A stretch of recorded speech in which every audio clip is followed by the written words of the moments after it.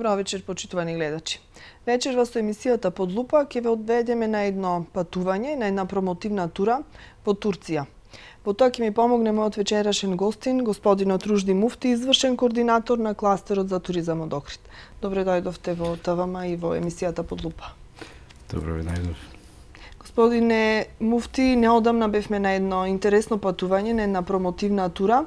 Се вративме со многу импресии, значи искуства повеќе од патувањето во Турција. Посетивме еден регион кој што не е многу афирмиран и не им е многу познат на туристите. И еве на самиот почеток, верувам дека веќе ги импресиите вака ви слегна и ги имате веќе првите впечатоци. Какво е вашето искуство од една ваква промотивна тура и кои се вашите импресии? Заправо, да му кажем и на вашите гледачи, кои што еден дел добро знаат, дека јас со туризмом почнав да се занимавам уште од 95-та година. Имавме туристичка фирма која што се викаше Зодиак Турс на времето. И ваквите тури ми беа познати. Меѓутоа, ова тура, конкретно за оно што ме прашувате, навистина беше еден интересен ивент за сите нас, затоа што крајот кој што го посетивме е индустријски. Познат во Турција со својата индустрија, која што 20% од бруто доходот на Турција се остварува во тој крај. Луѓето едноставно решиле уште нешто да додадат на своите активности, така да го вклучиле и туризмот. Имаа што да покажат. Хотелите беа прекрасни, она што е најинтересно за гостите, меѓутоа имаат и други интересни места кои што треба да ги покажат. Например, Никеја, еден град кој што има огромно значење за целокупната људска цивилизација, вредеше да се види. Така. И сега имаме ние доста материјал снимен и во текот на емисијата ќе одат инсерти од тоа да им стане на гледачите појасно и така визуелно да се запознаат со овој крај кој што ние го видовме, но на почетокот како еден вовет во оваа емисија ќе пуштиме еден прилог кој што го работев исто од материјалот кој што го снимивме таму и со турските домакини и со другите представници на охридската делегација што бевме таму, за нивните впечатоци и впрочем за нивното мислење што значат едни вакви туристички промотивни тури. Тоа е вака како еден влез и внес во оваа емисија и потоа ќе разговараме конкретно за она што ќе го гледаме на екранот. Нема проблем. Промотивните тури е еден од поефикасните начини за развојот на туризмот. Рекламата од уста на уста и познатата девиза "Јас бев, оди и ти" се покажува како најефикасна. Непосредниот контакт помеѓу домицилната земја и потенцијалните туристи носи најмногу гости, велат туристичките работници. Од Агенцијата за промоција и поддршка на туризмот потенцира дека покрај учеството на сеемите се повеќе се применува овој начин на промоција. Овој дел, за разлика од тој начин каде што има поголем број на агенции, овој дел е, да кажам, поинтимен, значи повеќе може да се посвети внимание на колегите од другите земји кои се присутни на вакви промотивни тури и може, значи, поефикасно да се направат тие контакти. Една ваква информативна тура неодамна организира Акуша Кавак, Асоциацијата на туристички агенции Турсап, како и општините Измит и Изник, при што делегација од Охрид ја посети областа Коџаели во Турција, со цел да го промовира овој регион кој допрва треба туристички да се развива. Коџаели е најразвиен индустријски регион во Турција, но покрај индустријата турците имаат интенција да го развиваат и туризмот. Овој регион, гледано како туристички потенцијал, е спој на природата и културата, пошто многу наликува на Охрид, вели Сашо Коруновски, деканот на Факултетот за туризам и угостителство од Охрид. Соработката на овие два региони може да биде само во насока на унапредување на туризмот и во двата региони, затоа што на некој начин нам ни одговара што не е толку развиен овој регион, затоа што соработката би била полесна и соработката би била во насока на зголемување на туризмот во двата региони. Тука гледам перспективата, а се разбира, останува натаму на луѓето, на бизнисот, на сите нас кои што имаме допирни точки со туризмот, да бидеме дел од тој туристички развој. Регионалниот соработник на Куша Кавак, Ружди Муфти, рече дека контактите кои се направени на оваа инфотура се од непроценливо значење, затоа што во незината организација биле инволвирани врни туристички агенции и туроператори. Успешноста на оваа средба за нас и за нашава мала група, што дојдовме од Македонија, е двострана фактички. Прво се запознаевме со оваа област, која што е нова за нас. Меѓутоа со нас носиме промотивен материјал за Македонија. Имавме агенции и туроператори кои што се дојдени од Грција и од Бугарија. И ние бевме три земји со кои што разменивме мислења, поделивме визит карти и поделивме и промотивен материјал. На промотивната тура во Турција покрај македонска имаше и грчка и бугарска делегација. Со ова се создаваат уште поголеми можности за развод на туризмот помеѓу овие 4 држави. Това е и моя идея много отдавна, да не се работи само Истанбул и Кушадасы, Анталија. Наша дамнешна идеја беше да не се нудат само Истанбул, Кушадаси и Анталија како дестинации, туку и други региони на Турција кои исто така се многу интересни со специфична култура и природа. Оваа тура е одлична идеја и сега не само што бугарски гости доаѓаат во Турција, туку и во Грција и Македонија. Контактите со агенциите и туроператорите се направени. Сега се очекуваат конкретните резултати. Домакините на инфотурата задоволни од тоа како протече посетата. Сакам да му заблагодарам на моите партнери во Македонија со кои што долго време работам, што мојата покана за оваа инфотура ја прифатија и одлучија да направиме навистина овозможие да направиме заедно со нас, да направиме навистина еден убав хепанинг овде во Турција, надевајќи се дека после една ваква успешна презентација на овај регион заедно ќе ставиме подпис на уште многу поуспешни работи и сделки во полето на туризмот. Ваква промотивна тура се планира да се организира и во Охрид, кога делегација од Турција ќе престојува неколку дена во регионов, после што ќе го рекламира во нивната држава.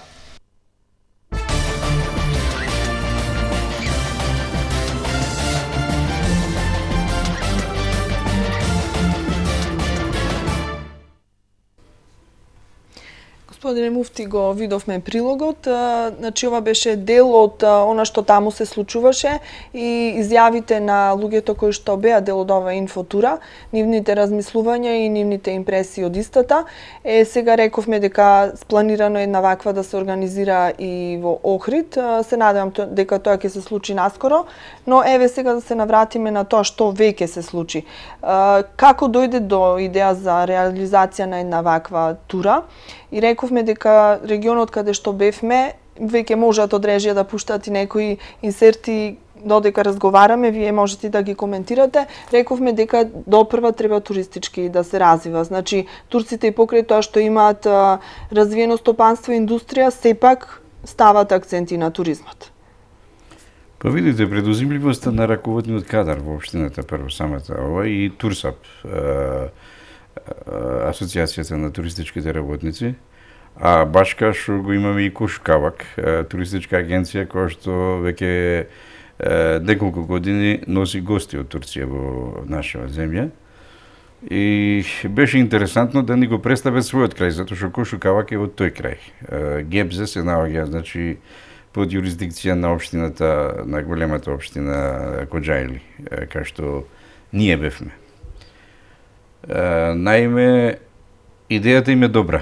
Имат фантастична природа. Ние го видовме езерото од горе од планината кај што бевме во тој планинскиот хотел, кој што има прилично години, меѓутоа уште е добро стоечи со жичари, со ски лифтови, со сите атрибути што се потребни на еден зимски центар и они го користат. Од другата страна се гледа езерото Сапанче, кај што исто така има голем број на хотелско-угостителски објекти и нормално и градот, самиот град Изник, кој што сам по себе е старата античка Никомедија, мада е тој дел неверојатно трусно подрачје на Турција, Знаеме дека 1999 година имаше еден катастрофален земјотрес кај што имаше преку огромна бројка на погинати. Званичните бројки беа околу 30.000, меѓутоа многу повеќе беа, затоа што огромен број на луѓе не се идентификуваа, не се открија подрушевините. Така да, таа античка никомедија која што се наоѓа надомак на Цариград, односно Истанбул денешен, е сам по себе еден антички град. Ние видовме неколку делови од тој зидините на стариот меѓутоа претежно имаше споменици од османскиот период кој што ги видовме како што беа купатилата, турските купатила и некои други објекти. Така. Режи уште еднаш ќе ве замолам, значи ако може материјалот додека разговараме да оди, да биде по сликовито за гледачите, да знаат за што зборуваме. И рековме дека еден интересен спој на природата и културата, на вистина имаше интересни работи што да се видат. Еве ова е од мислам дека е ова од приемот. Од приемот во Стопанската комора на Коджајли. Овој од приемот, мислам, бевме почестени на вистина. Имавме чест да не примат многу високи званичници од градот, од големото собрање на Измит, односно Коджајли областа, председателот на регионалниот туристички сојуз, односно на Турсап, и директорите за развој на култура и туризам беа присутни и не пратија цело време додека траеше целата ова. Да, навистина морам да приметам дека можеби покрај тоа што го видовме и што е за паметење, можеби најмногу што мене лично ми остави впечаток беше начинот на кој што не примија и на кој што ни го искажа нивното гостопримство, навистина на едно највисоко ниво, и насекаде бевме примени од највисоките личности. Пред се градоначалниците ни укажа чест и не примија, а потоа и сите оние кои што се инволвирани во туризмот, навистина гостолюбиви и може што да се види и да се научи. Значи, навистина имаат, дават значење на развојот на туризмот и на сите гости кои што треба допрва да доаѓаат. Точно така. Највисоките градски татковци не примија од областа Коджајли. Ние имавме посебна средба со господинот Сашо Короновски, деканот на факултетот за туризам, и од бугарска делегација имаше еден присутен, ми се чини дека беше директор на гимназијата од Пловдив. И баш се разговараше како можеме заедно да соработуваме. Не само она што тие го презентираа, меѓутоа ние ги потенциравме и нашите туристички капацитети. Затоа што може да замислите, самиот град е 2 милиони жители. Они кажа 1.700.000, меѓутоа тоа се званични бројки, сигурно дека ги има повеќе, со обзиром дека тука се и Гебзе, кој што е 200.000, кој што не е Измит, него е Гебзе, значи со 200.000, Дареджа, па уште неколку града кои што се во близина на самиот град Измит, така да агломерацијата на жители во таа област на Турција е негдека околу 5 милиони жители. Можете да замислите.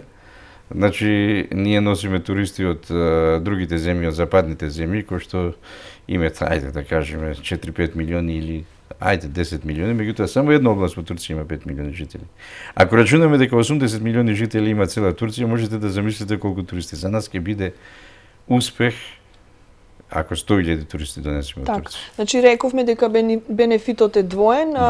Промотивната тура беше да ја промовираме Турција кај нас, но сепак се остварија многу контакти таму и мислам дека на повидок се и исклучување на голем број договори и дека во наредниот период треба да очекуваме уште поголем број на турски гости кај нас. Вие знаете, ние бевме заедно со бугарската делегација, со бугарската екипа, воспоставивме многу пријателски и добри односи. Бугарите изразија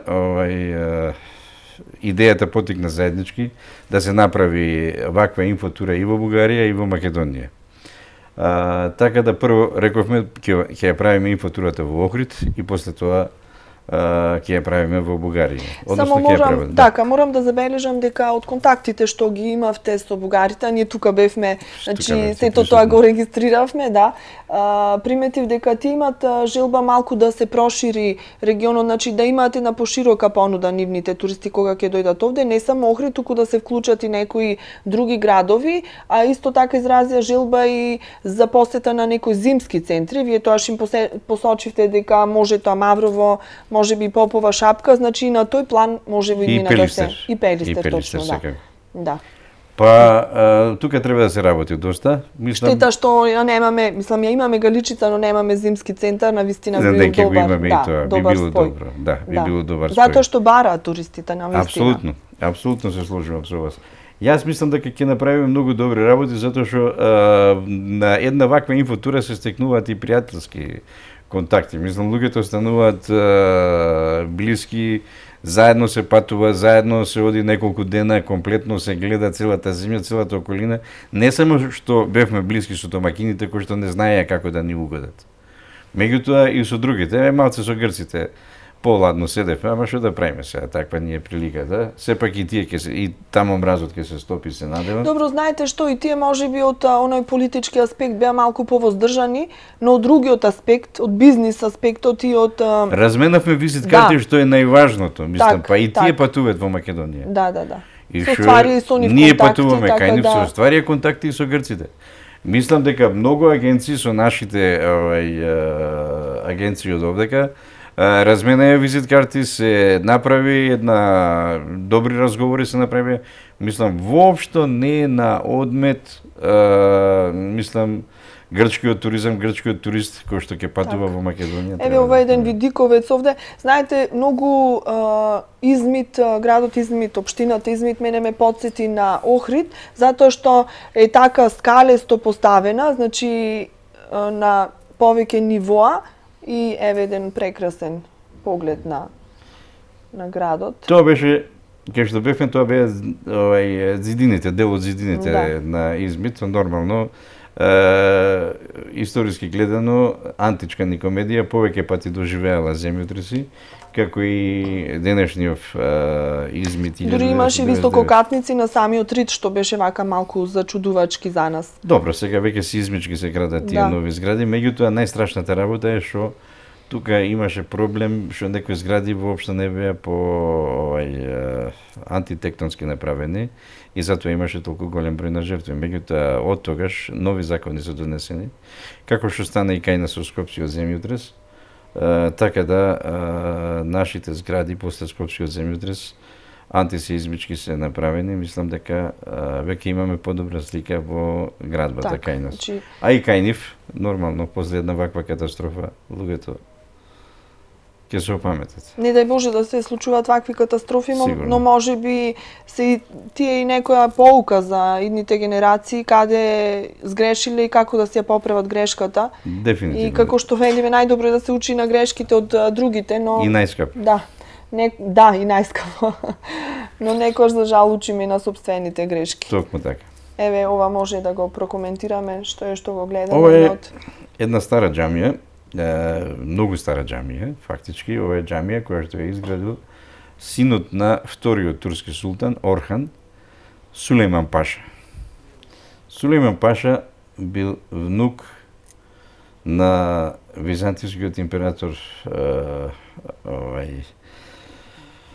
Кантакузенс.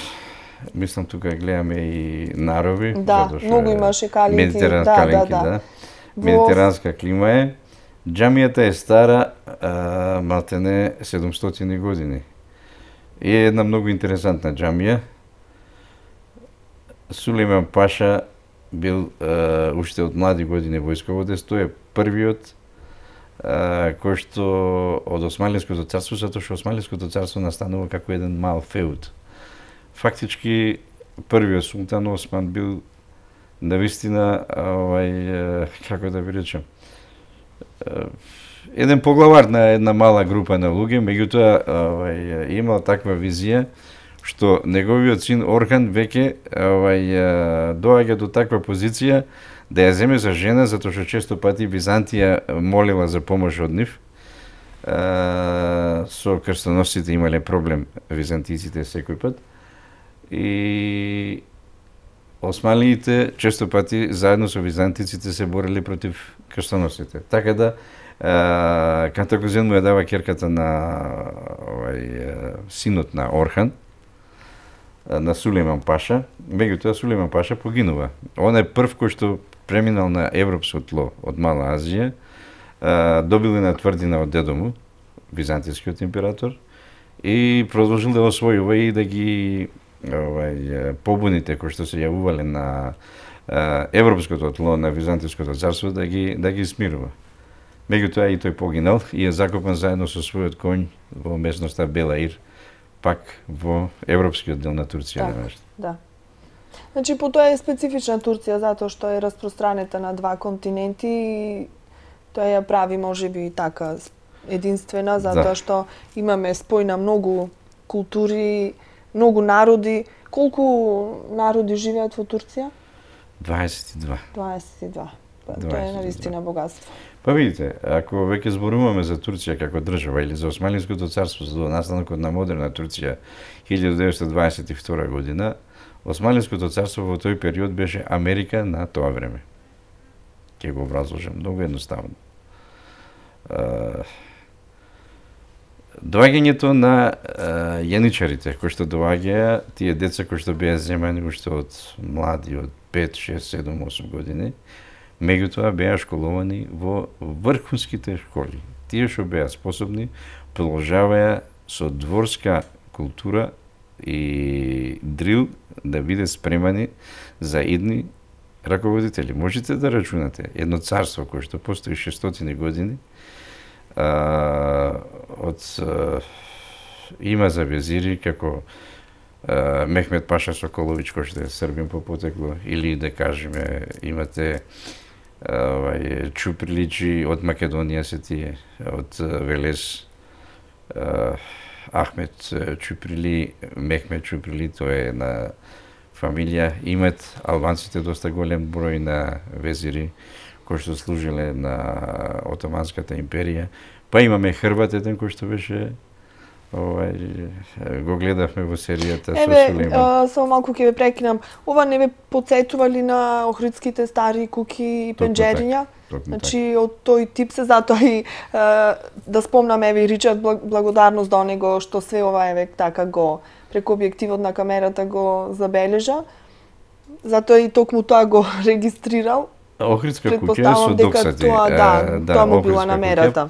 Ние ја викаме Охридска куќа, меѓутоа ја има и во Крушево, ја има и во Велес. Да. Меѓутоа ја има во многу градови на Османлиското царство, тоа било стил на живење, стил на градење во тој период. Нашите мајстори има даено огромен допринос. Вие знаете, јас сум по професија архитект, тоа го имаме цртано и учено на факултетот на времето, Македонска народна архитектура. Меѓутоа, таа народна архитектура се протега од Мала Азија, преку Балканскиот полуостров, доаѓа во градовите од Несебр, од Пловдив, од Самоков во Бугарија, Крушево, Велес, Охрид во Македонија, па Берат во Албанија и Гирокастро, Јанина во Грција и дури имаме во Почител, Босна и Херцеговина, исто така има таа архитектура. Так. 1911 година познатиот француски архитект Ле Корбузије, кога поминал на овие простори, бил одушевен од оваа архитектура. Знаете ли зашто? Затоа што оваа архитектура била правена по мерка на човекот. Значи да биде во функција на луѓето, да. Луѓето. Так. Еве овде као што е кадар, да, дел од пристаништето. Видовме на вистина огромни бродови. Да ви кажам, Измир е фактички едно од Измит, уствари се извинјавам. Измит е едно од најголемите пристаништа во Турција. Де факто тоа е пристаниште на Истанбул. Так. Сега веќе го гледаме конакот на Селим Паша, така? На Селим Паша конакот. Да, интересно архитектурско, мислам, навистина. Ова е типична османлиска архитектура. Да, точно. И со сите оние орнаменти кои што се карактеристични за османлиската архитектура и интериер. Се гледаше, значи, богатството кое што тогаш било и исто така како податок кажа дека овој конак за време на земјотресот бил многу оштетен и дека минатата година бил повторно реставриран и ставен во функција. Токму така.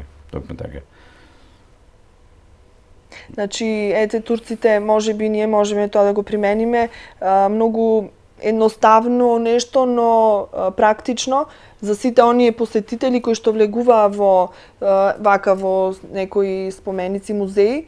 Значи мора да стават оние пластични некои најлонски кеси на обувките за да се заштити она што е внатре, затоа што навистина имаше скапоцени теписи кои што беа прилично стари. Так.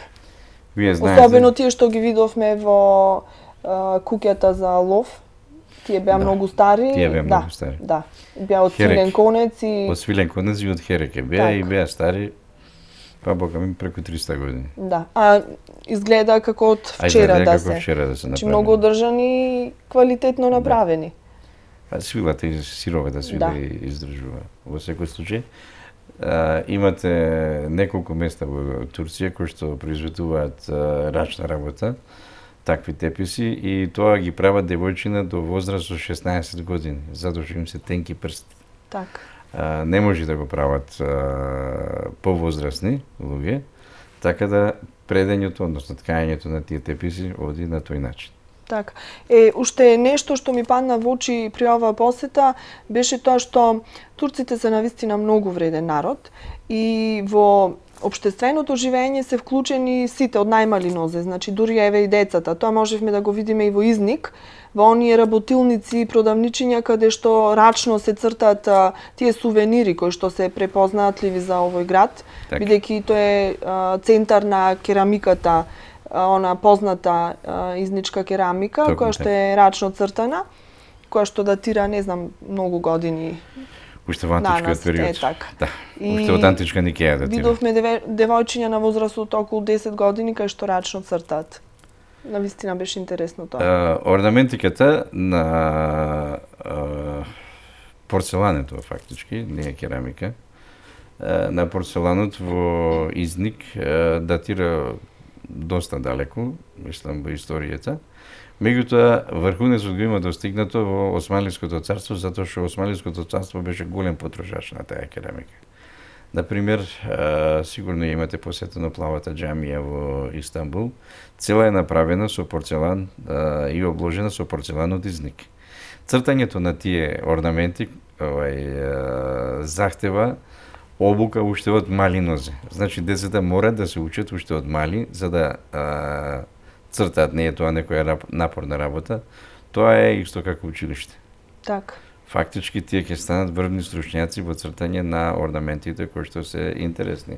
Вие знаете, во исламот не смеат људски ликови да се презентираат, така да во цртање на орнаментиката во верските објекти, во сакралните објекти претежно се оди со геометриски мотиви или растителни мотиви. Сега тука морам да признам, јас не сум знаела досега, насекаде го видовме лалето како символ. Да. И јас мислев дека лалето е асоциација на Холандија, но не. Лалето било, мислам, символ на Турција всушност и насекаде го имаше навистина. Лалето од Централна Азија го има донесено во Европа турците. Како и неколку други овошки, например, кајсиите, праските и другите. Ама лалето посебно, затоа што во османлиско време лалето се продавало на холанџаните и тоа со злато. Холанџаните го купувале лалето затоа што пронашле дека успева добро во Холандија и одговара климата, така да лалето денеска е навистина национално цвеќе на Холандија, меѓутоа потекнува од Турција. Така.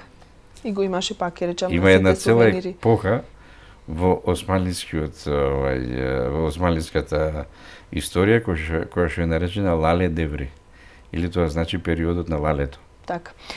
сите овие приказни од Турција и од посетата на Турција, значи ќе ни бидат добар повод и причина за нашите приказни кои што ги имаме овде да ги валоризираме и да им ги пренесиме на туристите кога ќе дојдат на онаков начин како што нас таму ни беа пренесувани. Искуството беше, ми се чини добро за сите.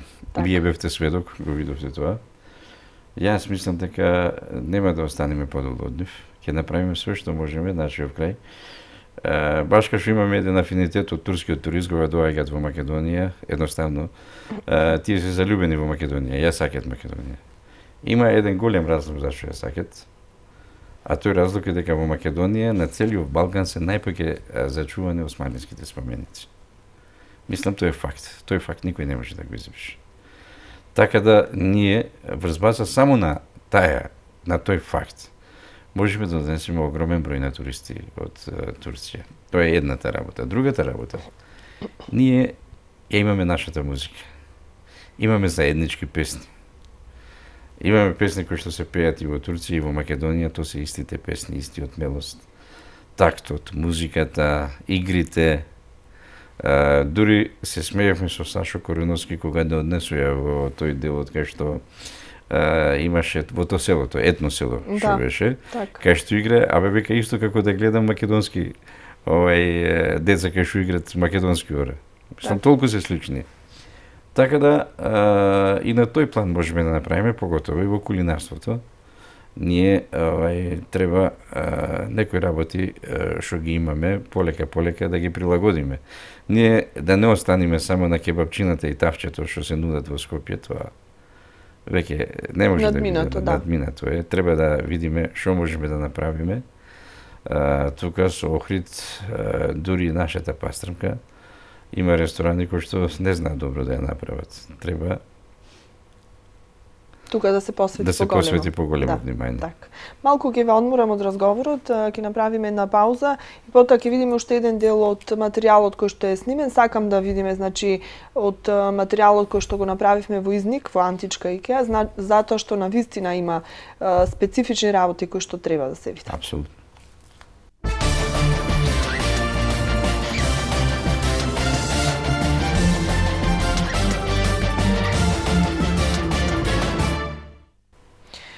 Заедно со господинот Ружди Муфти и со емисијата Под лупа во Турција. Значи, малку видовме од така некои убавини, некои специфичности на оној крај кој што го посетивме, рековме Измит и Изник, тие две општини, тие два града, многу специфични и интересни. И може да одат и понатамо инсертите додека разговараме. Господине Муфти, рековме дека турската храна е навистина разноврсна, интересна, со многу зачини, многу вкусови, убава е и на око, и на вкус, просто да не знае човек што да избере. Особено се обрнува внимание на благите работи, значи имаше многу интересни така. Видов дека многу ги употребуваат фастаците, како кај нас оревите, таму фастаците се употребуваат речиси во сите сладки работи. И тоа е уште еден доказ дека Турција е богата земја, кога можат со фастаци да прават благо, а фастаците знаеме дека се доста скапи. Па и оревите се скапи. И оревите, ама и фастаците се доста скапи, да. Еден орев беше колку една тупаница, со 5 ореви торта да направиш. Да, баш така. Да, баш така беше. Навистина големо богатство природно, затоа што имаат и убава клима и сето тоа има влијание. Турција излегува на 4 мориња. Црно, мраморно, Егејско и Средоземно. Во исто време имат 3-4 клими. Значи, можете во Турција да бидете сред зима, а негдека во дел од Турција да бидете на лето, да се капите во морето. Еве, само извинете за кратко кеве. Еве, за тоа што зборувавме пред малку, ова девојче токму во Изник ги црташе тие, рачно ги црташ, еве, тие сувенири. Значи, за тоа зборувавме, сега инсерциите може да се видат. Значи, децата уште од мали нозе се учат? Да. Ова е уметност, да се разбереме. Ова сепак не е да. толку едноставно да се прави. Так. и боите кои што ги употребуваат се специјални бои. Има една боја која што се употребува во изник, која што е од домаќина, ево оваа боја. Таа, маринско-плавата. Маринско-плава, наречена туркоаз. Французите ја нарече туркоаз по турците. Така. Зато Да, него лалето, можеме да го односно видиме. тиркис. Тиркис, така. Да. Ја имаше навистина на сите сувенири и доминантна беше. Да.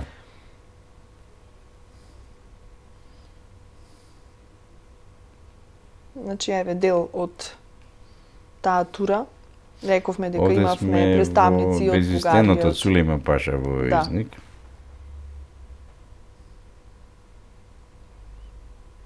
Значи, едно сакам да го пояснам.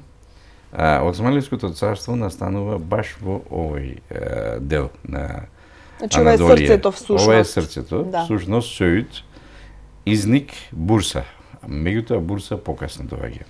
Таткото на Осман Гази, односно основачот на Османлиското царство, Ертукрул Гази е во Сөјүт. Еве сега многу еден значаен споменик на културата за нас христијаните, Аја Софија во изник. Има многу интересна приказна за токму за оваа џамија или Црква. тогаш, да. Не, џамија. Тогаш била црква, потоа ја претвориле во Пак е претворена во џамија црква. и сега е пак во црква. И еве можете да Интересно е да кажете да се приказната кажи, која што е поврзана приказната токму со е спомен. поврзана со првиот византиски цар, односно не е првиот, меѓутоа е тој прв кој што христијанството го признава како државна вера во источното римско царство. Додуше до тогаш не беше раздвоено царството на источно и на западно. Ја префрля престолнината од Рим во Константинопол и по него се вика и градот Константинопол. И во околу 330 година, 325-330 година, значи, го основа првиот собор. Ги собира сите свештени лица. Зашто го прави тоа? Го прави тоа затоа што христијанството почна да се застранува, да се јавуваат разни секти кои што христијанството го носат во различити правци. Како, например, гностиците, манихејците и други кои што, не сакам да ги набрајам сите сега, и други кои што христијанството веќе почнале да го влечат и дискусија се јавила дали Исус Христос е од Божја природа или од људска природа. Имаме една секвенца кога Свети Никола, овај нашиот познат дедомраз, бил во изник, се среќава со 4 свештеници, од кои што едниот Ариус му кажува, му вика дека Исус Христос е човечи син, не е Божи син, и тогаш добива таква шлаканица од Свети Никола, што го паднал на земја. Во изник, во црквата Света Софија, се одлучува христијанството да се почитува по 4 евангелија познати, Свети Лука, Јаков, Матеј и Марко. Значи, ова се 4 евангелија по кои што христијанството понатаму продолжува.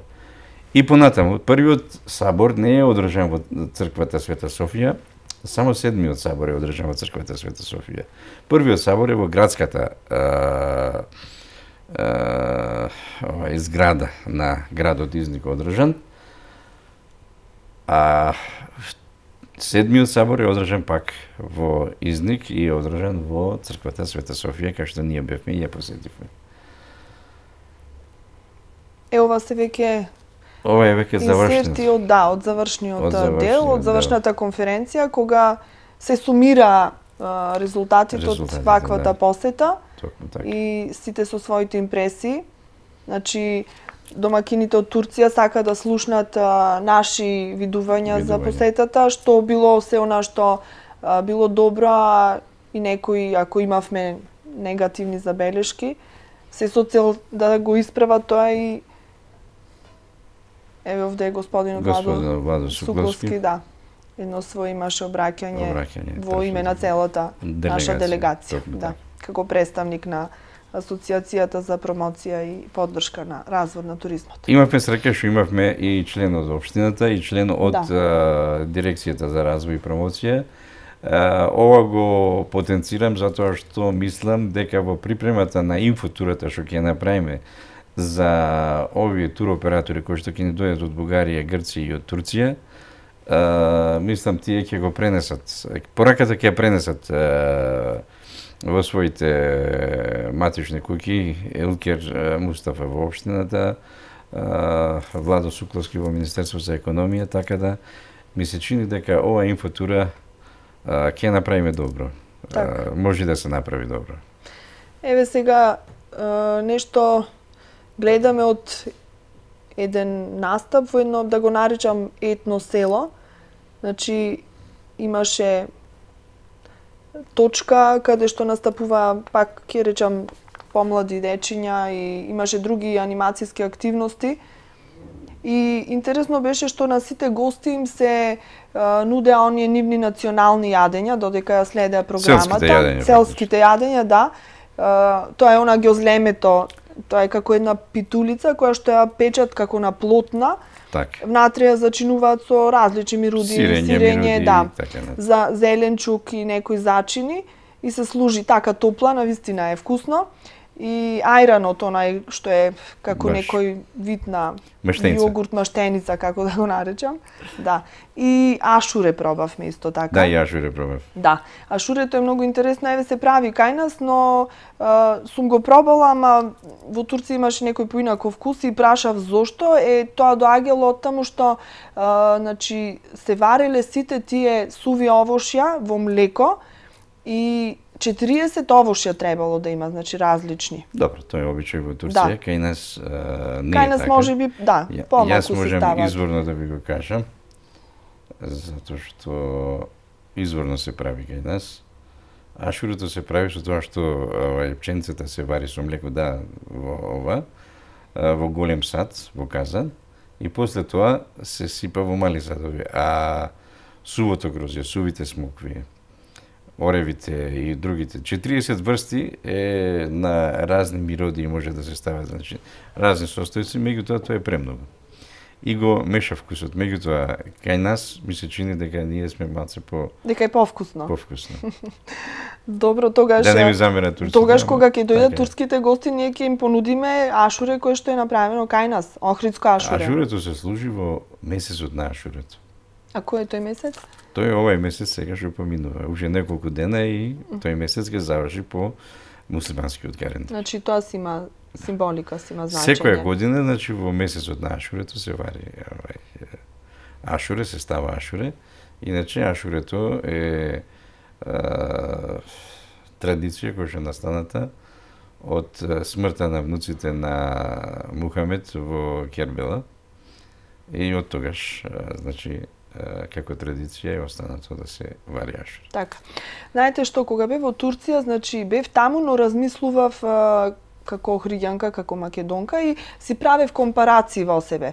Значи, еве, тие ни понуди ашуре што би можеле ние кога ќе дојдат. Тие ни понудија ѓозлеме, ние можеби ѓомлезе или питулици кога ќе дојдат. И така, значи, навистина можеме да најдеме Па ние можеме многу работи да понудиме. Еден спој што ќе биде интересен за тие нашите луѓеници ја немат, нашиот тајвар го немат. Нашиот тајвар го немат.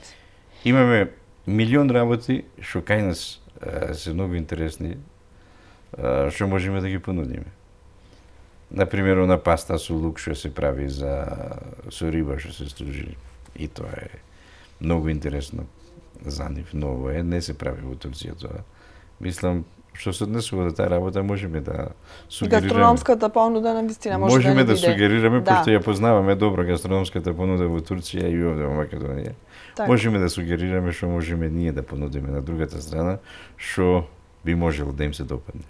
Имаше еден интересен спој на благо и солено, например, кадаив со сирење или тиква со кајмак. Кюнеф. Да.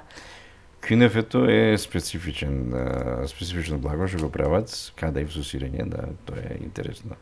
Мислам, тоа е стварно интересно, да не секојдневно да се проба. Например, не знам зашто кај нас тиквата и дуната не се користат за како благо во рестораните. Како десерт. Како десерт. Да. Кај нив страшно многу се користи тоа. Мислам, варена тиква со фистачи, изрендани и со кајмак, сладо кајмак, Да. нормално. Или пак дуна, исто така. Варена, па сервирана на тој начин.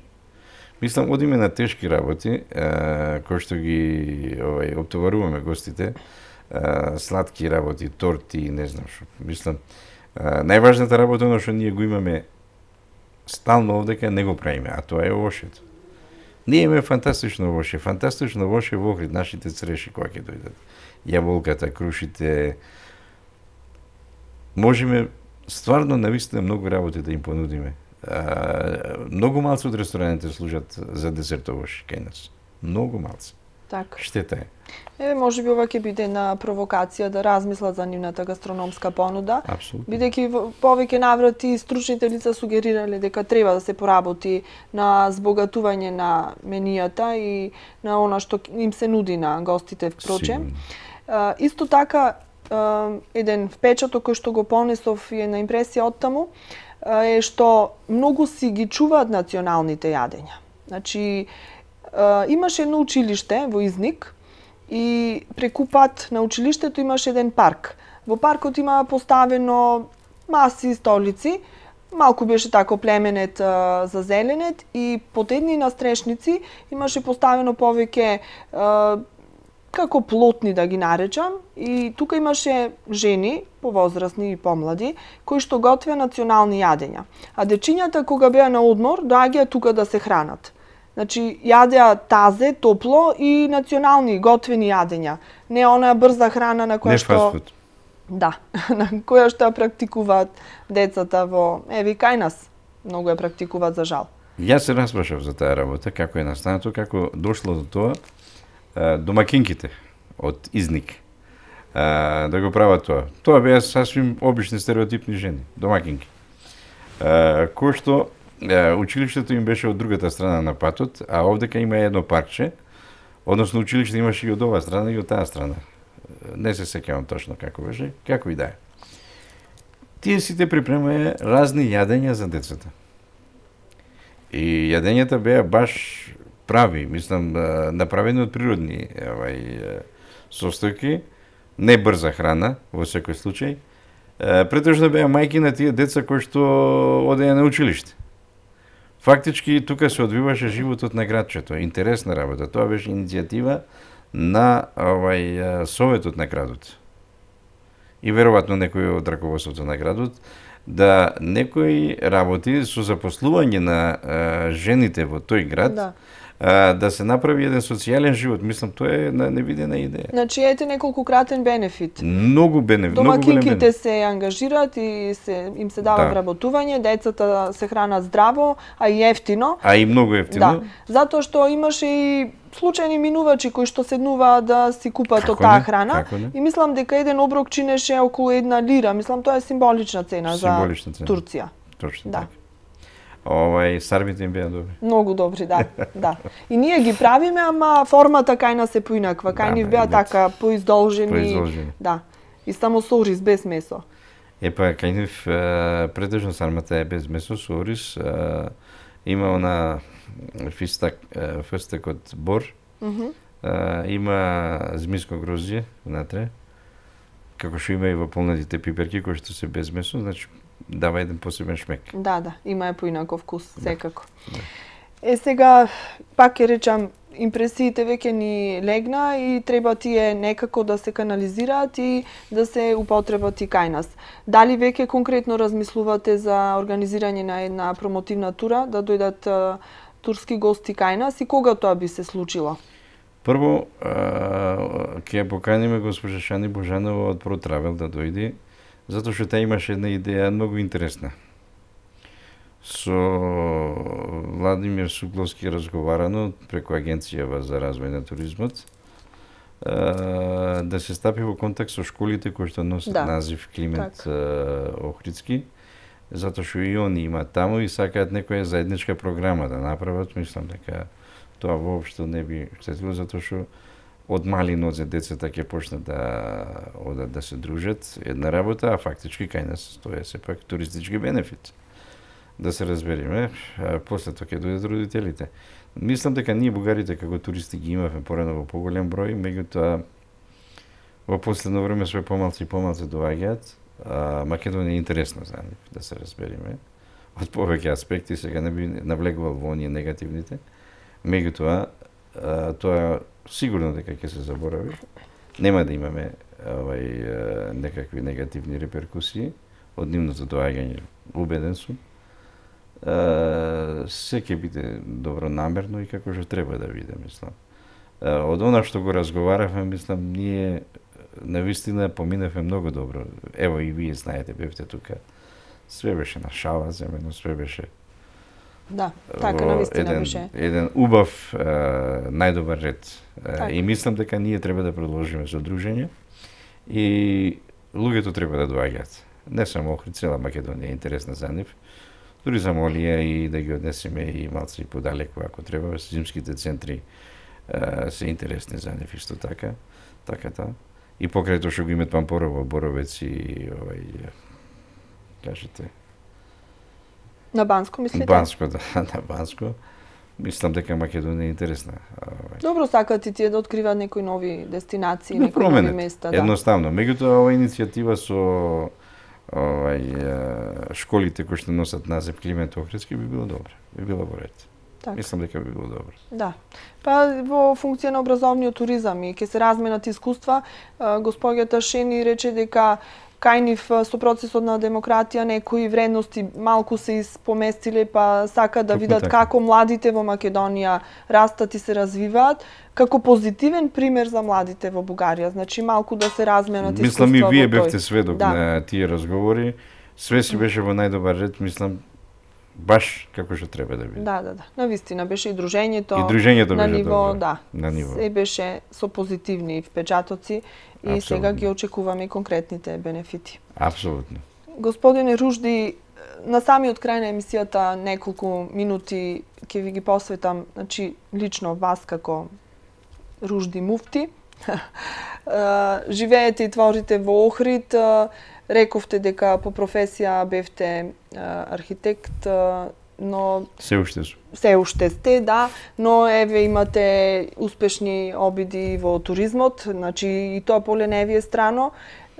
Сте така да речам човек со еден поширок диапазон на интереси и сте и во Ротари клубот, председател сте на Ротари клубот. Точно. Еве пред вчера беше донацијата, вчера или завчера? Завчера беше една донација навистина за поздравување во детското одделение во Охрид, една современа апаратура. Значи реков, една широка лепеза на интереси и Турција, ако се сеќавате на еден ручек после тоа кога така седевме и пиевме кафе и разговаравме, така неврзан разговор, ве прашав дали може би Охрид ви е претесен како град. Сте имале можност да живеете и на други места. Апсолутно. Так. Но сепак сте одлучиле да останете тука и своето семејство и вашето поколение тука и Па мојата фамилија живее, можем да кажем, со пишани документи подолго од 3-400 години во Охрид. Татко ви бил последниот муфтија во Охрид, така? Не татко ми, дедови? Предедови. Прадедови. Така. Оттаму и доаѓа презимето муфти? Оттаму доаѓа презимето муфти и така сме го задржале. Меѓутоа,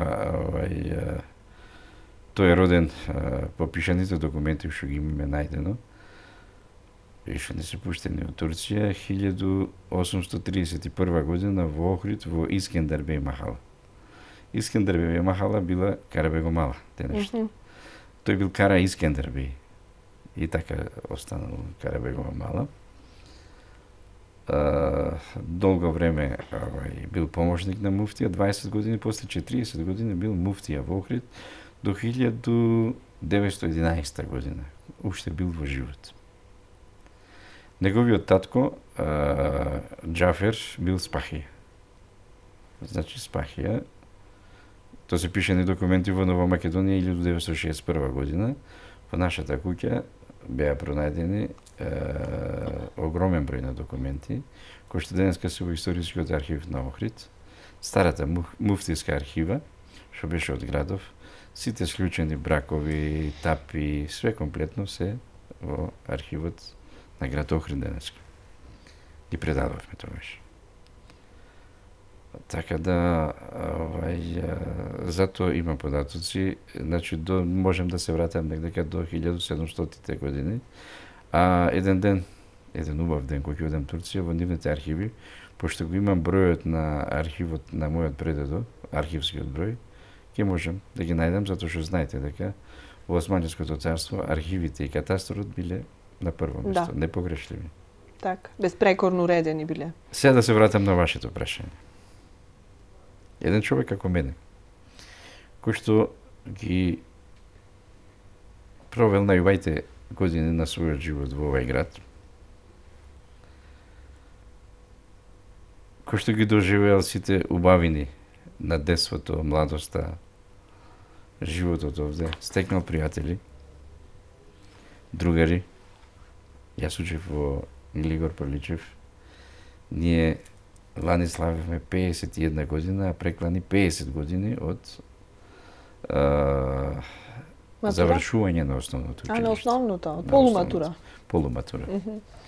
Успеавме да се собериме преку 5-60 луѓе. Од Америка не дојде, од Австралија дојде, од Канада, од каде не.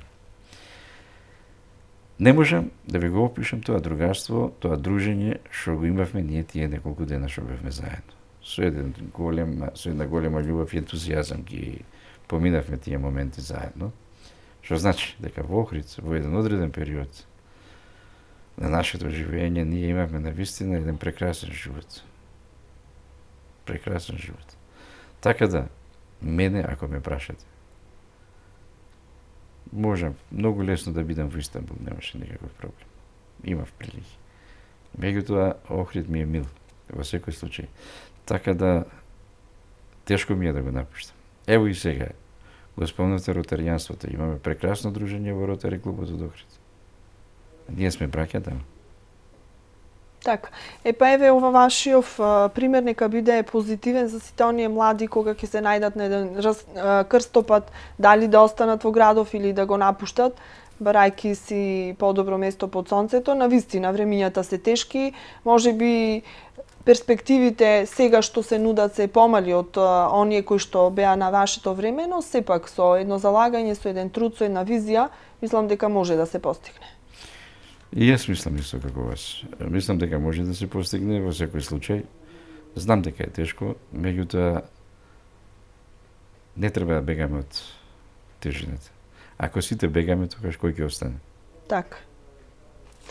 Џабе е градот, ако немаме тука младина и луѓе кои што ќе растат и го развиваат. И ако немаме деца кои што ќе трчат из нашите улици. Так. Ако немаме прва љубов, ако немаме гимназиски денови, ако ги немаме првите дискотеки, или тоаш ние одевме на игранки, џабе.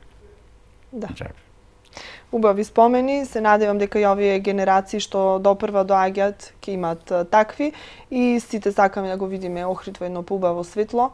Впрочем, и целта на оваа тура беше тоа и на оние тури кои што ќе ги организирате, туристички повеќе да го развиеме и да создадеме ни услови младите да ни останат во градов. Ќе се потрудиме да дадеме све од себе градов да не биде град добро за живење за сите. Така. Благодарам за учеството во емисијата Под лупа и до некој наредно видување, можеби патување. И јас се надевам. И јас ви благодарам. Благодарам уште еднаш.